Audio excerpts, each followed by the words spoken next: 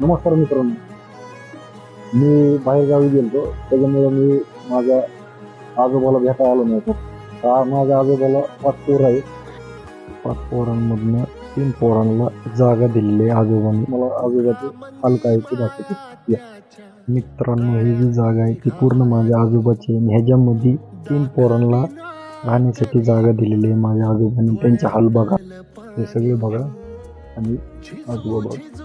तिथं पलीकडे आजोबांचे घरकुल जबरदस्ती माझ्या मोठ्या चुलत्याने पाडून स्वतः घर बांधलं. आणि बघा ती शेड दिसते ना मित्रांनो, ती सकट माझ्या वडिलांनी मारून दिली. ती बी आम्हाला आजोबाचा खेळा सकट नाही. त्याच्या जागेमध्ये राहणारला म्हातारा आजारी पडलेला दिसत नाही, काय नाही. आता मी म्हाताऱ्याला आजारी पडले तर मी दवाखान्यामध्ये घेऊन जाणार आहे. बघा म्हाताऱ्याची अवस्था. मला बघितल्यावर म्हाताऱ्याचा आनंद बघा.